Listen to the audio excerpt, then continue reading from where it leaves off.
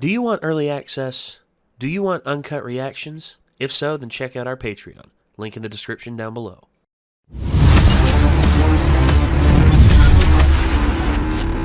You know, I keep getting the feeling that it couldn't hit the fan any more than it already has, but I'm wrong. I've been wrong a lot.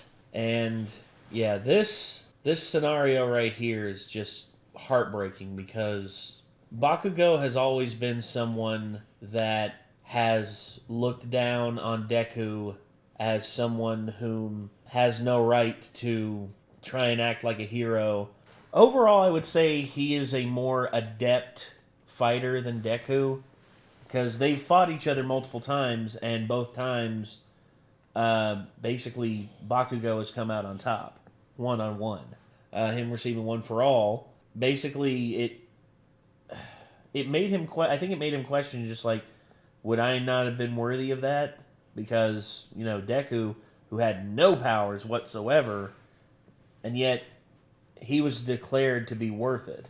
All Might is the one who declared Deku worthy of it, and Bakugo, I guarantee you, in his mind, just thought to himself, "Does that mean I'm not worthy of it? Even though I've been praised my whole life and I'm seen as a prodigy by everyone else out there." And except for I don't think he's thought about it that way, because I think we would have heard him say that if so. He already had the confidence in himself to be number one with just his powers. Like, I don't feel like he thinks he needs All Might's powers to be number one. Like, that's his whole thing now. It's like, now that he knows that Deku has All Might's powers, he's kind of like, I'm still going to be number one despite the fact that he has those. But that still does. Further than him. But again, with the whole deal that is surrounding Deku right now, and the advancements that Deku has been making better than Bakugo, because Bakugo had to do the remedial courses just to get his. That's because of his attitude, though. Well, it was because of his attitude and just him not being open to like receiving help from others. He always wants to do everything himself. He's always been very stoic, and he won't talk about things that are truly bothering him unless something dire happens and he has to. I don't think he would say anything to All Might or to Deku to make them feel like he's he's seriously thinking about this shit. And now that this has happened, like what happened in the last episode at the end, where Bakugo, the one who I never thought would be the one to make the sacrifice play, the one who I would often think would be the one to avenge the sacrifice, because he would I'm not going to say seek self-preservation, but he would often run headlong at the problem instead of try and fully save others. Instead, he would look to destroy the problem so that no one else would die. Him doing that for Deku represents a tremendous amount of character growth. It basically shows that he's moved into a spot that he used to wouldn't have been in, that Deku was already in at the beginning of the series. Midoriya basically said the same thing, like he went without thinking to try to save Bakugo from the sludge villain. Yes. And Bakugo just said, like, his body moved without him even thinking about it, basically, when he threw himself in front of that attack. It essentially shows that he's starting to catch up with Midoriya in terms of heroism, essentially. Yes. If he didn't just die. That's the other thing. But I don't think he's going to be dead from that, because Endeavor got hit by it too, and surely they're not going to die from that. And also, Gran Torino, I think, got it much worse than they did, because it looked like he's still alive too. His abdomen got crushed. He's still alive too, because he talked. Yeah. Whenever Deku picked everyone up with Black Whip, because he was like, that's Shimura's power, like whenever he used to float. Yeah. So he's still alive right now. But for how long? Because hopefully he doesn't end up like Night Eye and die after the mission. Yeah, that's what I was thinking, because Night Eye lived for quite some time afterwards, but the damage was already done. Anyway, we're going to hop into this. Let's see what happens. Here we go. Damn. 一人で勝とうとしてんじゃねえ。Todoroki.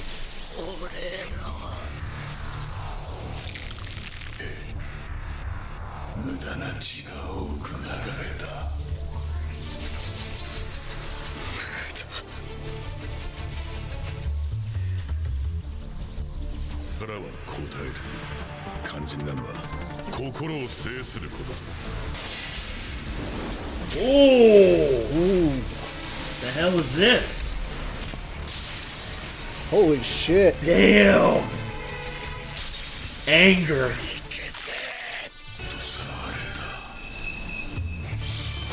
Oh shit. Oh, he's trying to take his power.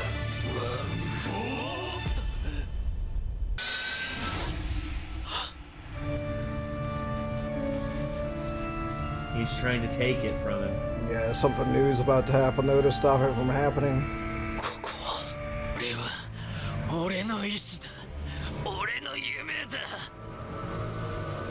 Yeah. Shit. Yeah.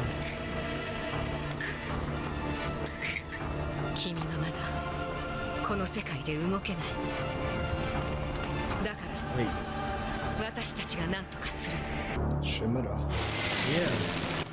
Yeah, see, that's the thing is like he can take all quirks all the time, but like One for All is sort of a sentient quirk, and I don't think that the previous users, like spirits that have been basically injected into it, are going to allow him to take it. That's part of the reason too that it actually beats All for One, because that's the thing about All for One, he just steals quirks, like, and he could just steal anyone's quirk that came after it, but part of the point of One for All is he can't steal it. Because All Might even said, like, whenever he was transferring it to him, I know that's just to give it to someone, but they have to willingly relinquish it, and I think that might be part of the quirk. Like, it can't be unwillingly relinquished. You remember when he initially took the quirks away? Like, he took the one quirk away from the person who didn't want it, and he bequeathed a quirk to someone who wanted it. I think that ties into it. The user of One for All has to like will it to somebody, and I think Deku, I think they're going to be able to fight it off, because this isn't, like you said, this is a quirk that is far beyond just a regular quirk. In some ways, it has its own will.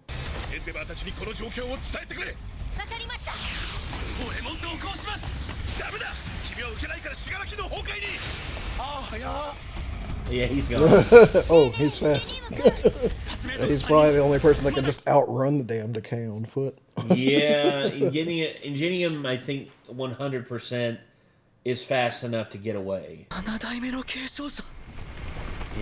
見ろよトムラ、すごいぜ死人だ。君の祖母にして無能で哀れな志村奈々がそこにいる。天意だ。天意？臓器移植を受けた人間の性格や思考が変化したという話。稀に不思議な夢を見ることがあってね。奪った個性の持ち主が罵倒してくる夢。その個性を手放すと持ち主は二度と夢に出てこないんだ。おかしいよな。僕は根に持つタイプだってのに。生きるように僕の血縁弟も個性を与える力で人の個性に直接干渉可能だった。与える個性に力をストックする個性が混ざり運ぶ寝台列車となったんだね。安心しろよおばあちゃん。あんたもしっかり憎んで。いいぞトムラ、君の憎しみが伝わってくる。所有者の意志でしか動かせないワン・フォー・オールの原則を君の怒りが今犯し始めた。足りないようだ。There he is. 弟は僕に似て意地っ張りだから。僕たちはそっちへは行かない。僕たちはこの子の中にいることを選んだ。Phrasing. I was about to say that, damn it. Wanna get this boy soul, you better pay the troll toll. We gotta pay the troll toll to get in. Shut up. 君の力に僕の力を合わせれば奪い取れる。所詮僕に負けた死者数人だ。トムラを通して見ていたよ。こんなにも素晴らしい力を持て余して友達も先生も守れないどころか守られて渡ってしまったことが間違いだって間違いじゃない。他人を利用するだけの兄さんには分かるまい。この子が何を思って血を流す常軌を逸するほどの助ける思いに取りつかれた少年。 Hold them together.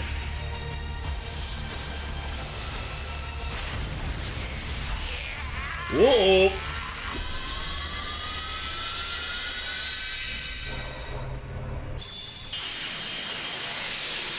Damn!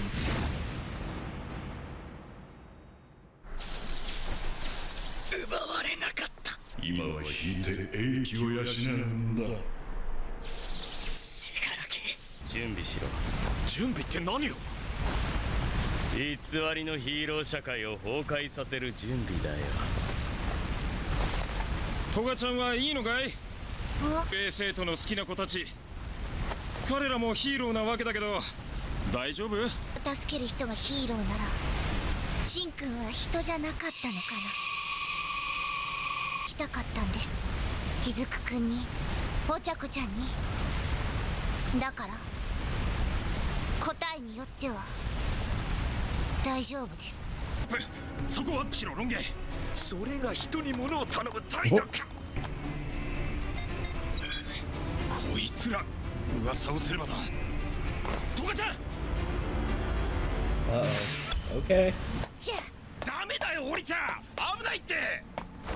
あもやもやしたままじゃ気持ち悪いので私は聞きに行かないといけないのです。トゥワイスがやられて悔しいのはお前だけじゃねえってするのは俺たちの本領。ただし必ず戻ってこい。じゃあ I have kind of a bad feeling about what's going to happen with her. I do too. こっちにまだ2人。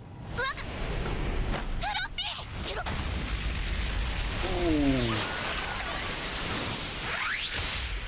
ありがとう。助かったわ。 Good ご shot. めんね。歌切りの夫がいるの。一人じゃ重くて動かせない。早く。フロッピーは2人を安全な場所へ。気をつけてね。You gotta know when to spot a trap, and that's way too obviously a trap. Over here in this dark alley. もっと絶対助けます。本当に？トガ、卑弥呼、待って。 Don't. You shouldn't have followed her. もうお話ししたかったの。大切な可愛いお友達だもの。くくんともお話ししたいの。いつもボロボロになってる雫くんがかっこよくて大好き。お茶子ちゃんも可愛くて大好き。私お茶子ちゃんみたいになりたいの。だから教えてお茶子ちゃん。ね